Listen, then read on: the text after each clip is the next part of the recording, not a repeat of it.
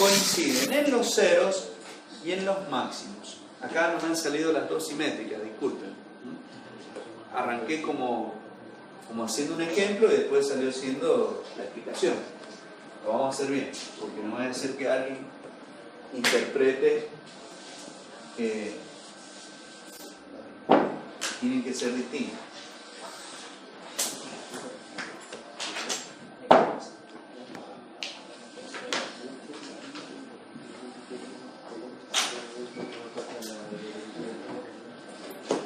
¿Ah? ¿Me ha salido igual?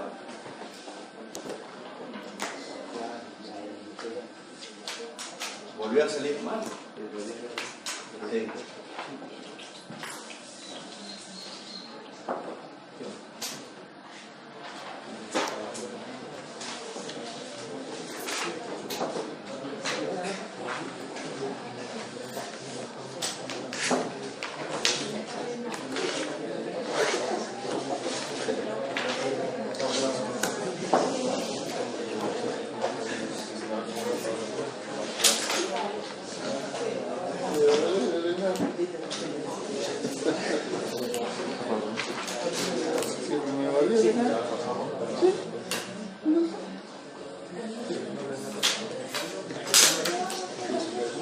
Bueno, ahí está, más o menos. Entonces, los ceros y los máximos coinciden. ¿Qué significa eso? Que los ceros y los máximos coincidan. Significa, ahí voy a tener el I máximo, que la onda de tensión o de FEM y de corriente están en fase. Y acá se ve, los dos fasores coinciden, van siempre en fase. ¿Sí? Esa es la interpretación. La tercera conclusión es que este elemento que yo utilicé para cerrar el circuito no generó ningún cambio en esta cuestión de la fase. ¿Está claro? Me estoy adelantando, pero vale. ¿Está entendido? ¿Está acá? Así hemos generado una corriente alterna. Y ahí tienen, bueno, acá está lo mismo que yo quise hacer. Flujo, FEM y corriente. ¿Está? En distintas escalas, porque son escalas distintas. ¿Está? Parámetros distintos. Bueno, físicamente la función seno se forma por el movimiento armónico simple, que es esto que yo hice acá. Esos fasores, a medida que van girando en el círculo trigonométrico, yo los proyecto y genero la función seno o coseno, dependiendo de dónde arranque. ¿Sí? Eso es lo que... Esa función que surge del movimiento vibratorio armónico se describe por la función seno multiplicada por la amplitud máxima. Bueno, y el alfa ahí ya lo vimos. Bueno, ¿cuáles son las componentes, los parámetros que tiene una onda seno? El periodo que ya lo vimos, la frecuencia que ya lo vimos, la velocidad angular ya la vimos. Y hay un parámetro que es la longitud de onda. Y acá tienen que tener cuidado. Cuando hablo de longitud de onda no puedo hablar de tiempo, porque la longitud de onda es una distancia. Entonces hay que tener cuidado en el nombrecito que le ponemos acá. Si estamos hablando de longitud de onda, no podemos hablar del tiempo. Cuando hablamos de tiempo, hablamos de periodo. Esto que ven allí es la velocidad de la onda, ¿cierto? La velocidad de la onda es espacio sobre tiempo. Ese espacio, cuando es la longitud de onda sobre el periodo, me define que la velocidad de propagación de la onda es lambda por f. Ustedes a lo mejor, algún curioso, si estudió algo de Einstein o de las ondas electromagnéticas que se desplazan a la velocidad de la luz, es lambda por nu. La fórmula es la misma, digamos. longitud de onda por frecuencia. Pero esto con la velocidad de la luz. Y allá con la velocidad de traslación. Otro parámetro, bueno, la frecuencia que es la inversa del periodo, la frecuencia que también es omega sobre 2pi, y la frecuencia, esto lo vamos a ir viendo, que se usa mucho en las máquinas, que es P por N sobre 60. P son pares de polos. Entonces, me voy a adelantar, pero no importa. Si yo tengo el dispositivo que tiene el imán, o al revés, el imán afuera y el conductor adentro, este es un norte y este es un sur, cada vez que pasa por un norte genero un ciclo. Cuando está la bobina, esta A, esté aquí abajo, voy a generar otro ciclo. Cuando vuelva acá arriba, vendrá otro ciclo positivo. Cuando está bajo el norte es un positivo, cuando está bajo el sur es un negativo, por ahora. Entonces, eso con P igual 1, un par de polos. Si a la máquina le agrego 2 pares de polos,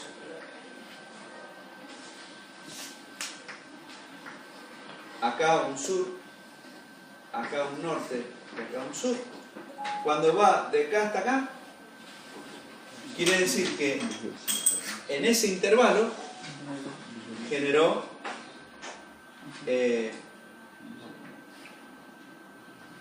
dos, porque acá generó un ciclo completo. Cuando hizo otra vez la vuelta, generó 2 otra vez. ¿Está? O sea que con 2 pares de polos generó más ciclos, o sea, más frecuencia. Entonces quiere decir que la frecuencia depende de las revoluciones, porque de la cantidad de veces rápido, o sea, las revoluciones por minuto que dé, y de los pares de polos. Mientras más polos, más frecuencia. Mientras más vueltas, más frecuencia. ¿Y el 60? No, el 60 es porque este parámetro está dado en revoluciones por minuto. Lo divido por 60 para llevarlo a segundos, porque la frecuencia es 1 sobre segundos, o hercios. ¿Está bien? Bueno, el otro parámetro es el desfasaje. En el caso nuestro, el desfasaje de ¿cuánto era? 90. Pero puede haber un desfasaje menor. Por ejemplo, un cierto ángulo fijo, que es el desfasaje. Luego aparecen los valores instantáneos. Cuando yo representé esa onda bien bonita, la voy a volver a mostrar, la amplitud es el valor máximo. Pero en este instante le corresponde este valor de corriente instantánea. En cada instante yo tengo un valor determinado de corriente, o un determinado valor de tensión, o un determinado valor de flujo. ¿Está claro? En cada instante eso va a variar. Bien. Acá surge algo que es interesante. Bueno, continuamos. Termino con esto. El valor máximo es la amplitud, y existe un parámetro que ustedes, digamos, a lo mejor no lo han escuchado, que es el valor pico a pico. El valor pico a pico se define como la distancia entre dos máximos. Ese se llama valor pico a pico. Y les voy a explicar de dónde sale el valor pico a pico. Porque si ustedes lo miran, dicen el valor pico a pico, que no tiene mucho sentido si es 2 veces el valor máximo. ¿Para qué habla de valor pico a pico? Bueno, yo les dije que esta onda se ve en una pantallita que se llama osciloscopio. Esa onda se puede desplazar hacia arriba o hacia abajo. Y entonces no es tan fácil, si yo quiero medir la amplitud, moverla más arriba. No, pará, moverla más abajo. no te quedó en el medio. ¿Cómo hacemos para saber dónde está ese eje? El eje central. En el osciloscopio no es tan fácil. No es fácil. La onda se puede desplazar hacia arriba o hacia abajo. Entonces ubicarla a ojo está mal. Para decir dónde está el centro. ¿Se dan cuenta? Como yo sé que no me están entendiendo nada, y ya les veo las caras, les voy a dar otro ejemplo. Y se van a dar cuenta. Si ustedes ven un plano mecánico, un plano hecho por un ingeniero mecánico, van a ver que siempre acota, hace un agujero, dibuja un agujero, y vayan acostumbrándose, dibuja un agujero,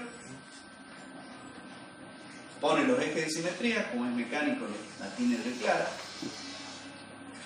hace el círculo y acota acá.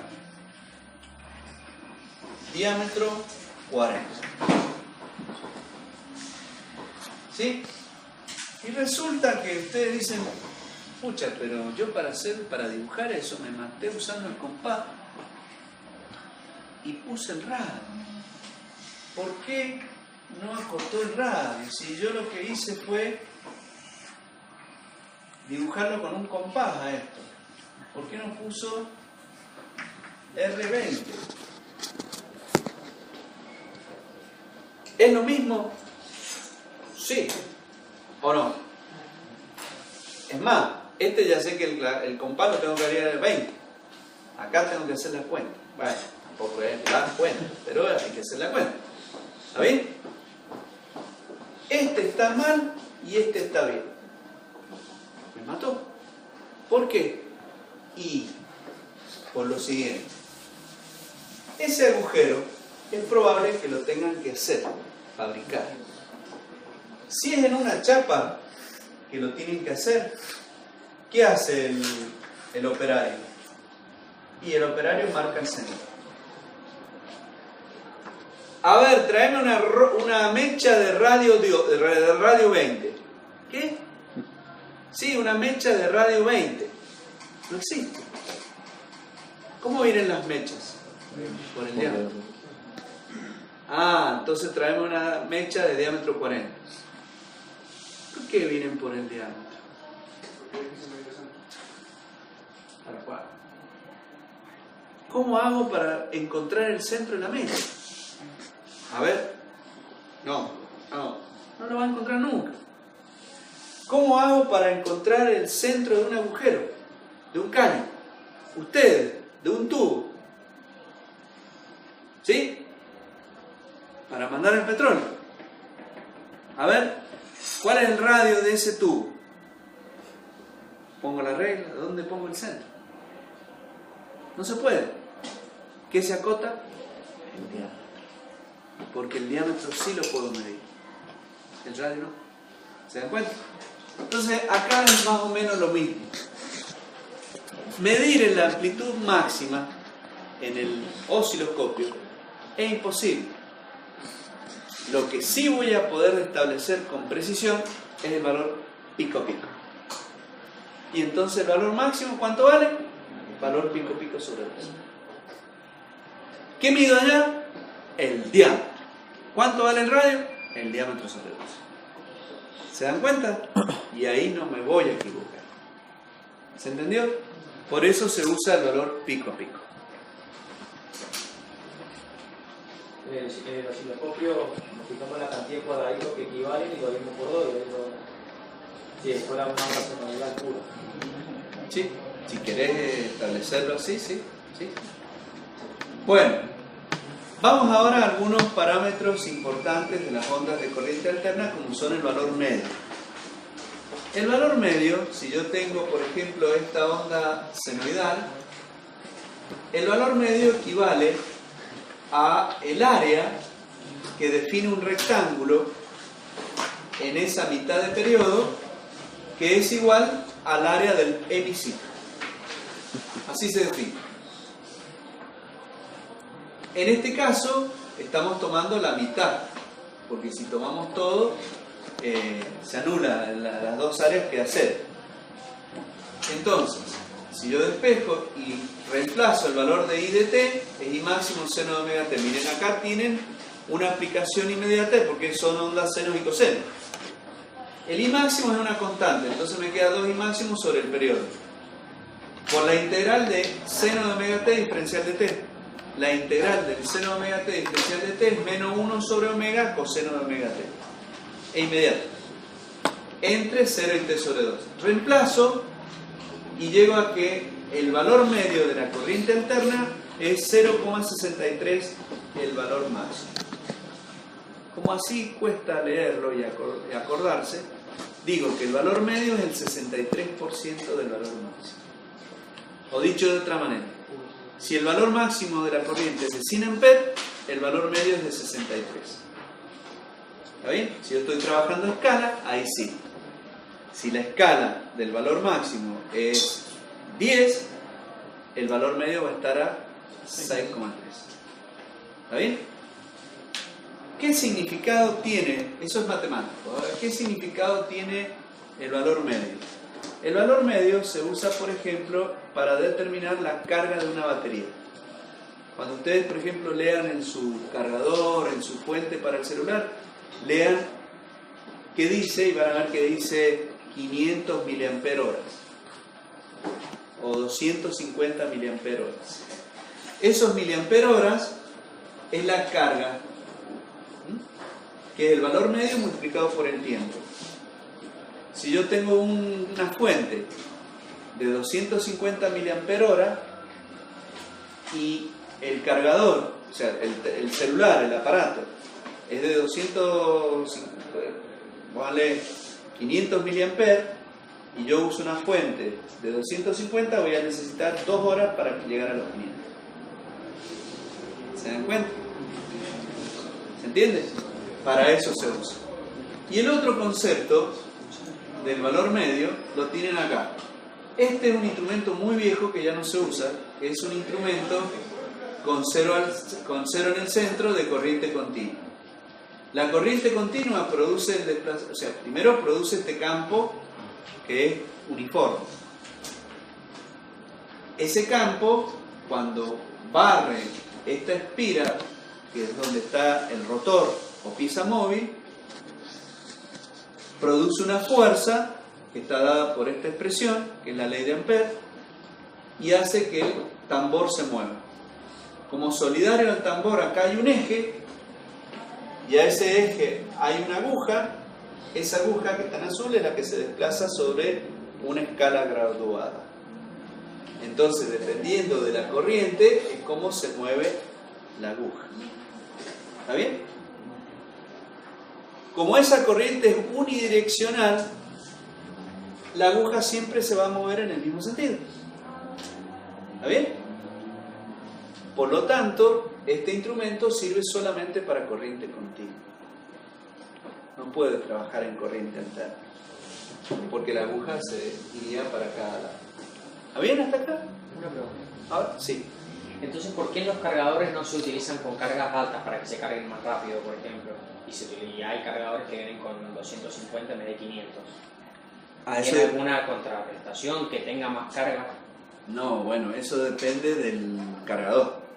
Claro, pero por ejemplo, se consiguen cargadores de carga rápida, que se les dice. De 500. Claro, que tienen más capacidad. ¿Y sí. por qué no se venden directamente esos en vez de venderlos lentos? No, es que no es que... Bueno, usted le llama lento y rápido. Claro, bueno, no, sí. Hay una cuestión de precio.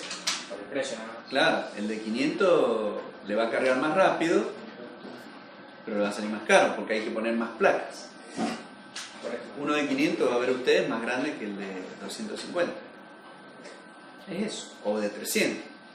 Ahora, usted me dice, no, yo vi uno de 500 que era chiquito. Bueno, porque le han puesto materiales de mejor capacidad. ¿Está bien? Pero es más caro. Siempre va a ser más caro. ¿Está bien? Creí que a lo mejor tenía algún efecto negativo. No, para nada. En este caso no. Sí puede pasar en la batería de un auto. Vieron que en las baterías de los autos ya nadie lo hace. Pero por ahí en algún taller ustedes habrán visto que vienen con el cargador portátil, con ruedita. Ponen la batería y la reviven. Bueno, ya no se hace mucho eso porque las baterías de ahora son prácticamente, si pierden la carga no se recupera. Pero por ahí si está parado un par de horas y estaba flojito de batería, le dan un empujoncito y vuelve a andar un tiempo más. Sobre todo ahora que una batería sale de 2.000 pesos. 1.800, 2.000, 1.400, depende de la marca que le pone. Bueno, si la pones en carga rápida, se va a cargar, pero te va a durar menos. ¿Por qué significa carga rápida? Y porque llegó a los 12 volts. Llegó a cierto valor de corriente, pero no todas las cargas se ordenaron. Si lo haces lento, vas a asegurarte de tener los 12 volts, pero con más cargas. ¿Está bien? Esa es la diferencia. Pero esos eran los cargadores, que podía modificarse o sea, le daban más potencia. Acá, como son placas, al equipo no le va a hacer nada. ¿Está bien? Bueno, sigamos con el tema. Llegamos a determinar que esa aguja se va a mover solamente en una dirección cuando la corriente con que alimentemos la bobina que no está dibujada acá sea una corriente continua. ¿Estamos de acuerdo hasta ahí? Si yo quiero que este dispositivo me sirva para corriente alterna, no voy a poder usarlo, porque el campo B va a estar cambiando. Y entonces la aguja va a estar moviéndose para allá, moviéndose para acá. Se va a quedar quieta, va a vibrar ahí y no se va a mover. Ah, entonces no me sirve. Sí, se puede adaptar poniéndole diodos. Ah, mira vos. Uno le pone diodos y rectifican la corriente continua, la corriente alterna. La convierten a continua. Y de esa forma yo puedo medir. Pero esa corriente alterna fue rectificada. Rectificada significa, para los que algo han visto, significa esto. Yo tengo una corriente alterna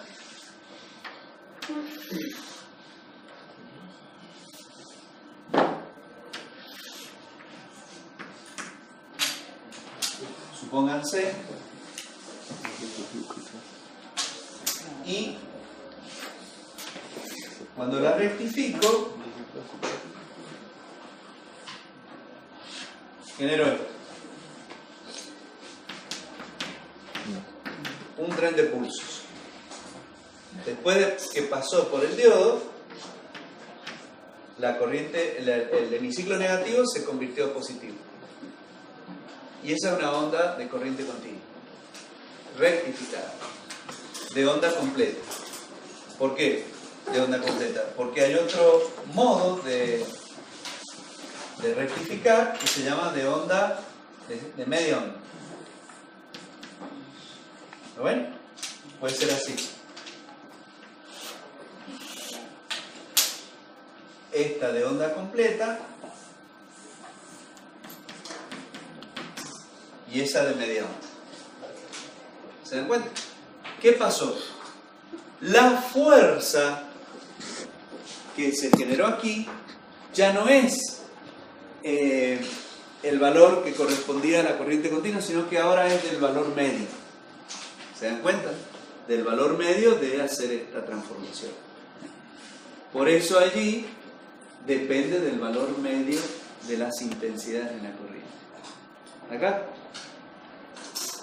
Otro parámetro, estamos llegando a lo más importante, es el valor eficaz. Estamos descubriendo que es muy difícil medir el valor de una corriente alterna, que para poder hacerlo tendría que rectificarla, porque si no la aguja haría esto, no podría medir. Pero tampoco podría medir la corriente alterna porque los valores instantáneos están cambiando. 1 ampere, 2 amperes, 3 amperes, máximo 5. 4 amperes, 3 amperes, 2 amperes, pero instante a instante. No podría medir. ¿Está bien? Entonces, existe un parámetro que se llama valor eficaz. ¿Qué es el valor eficaz? El valor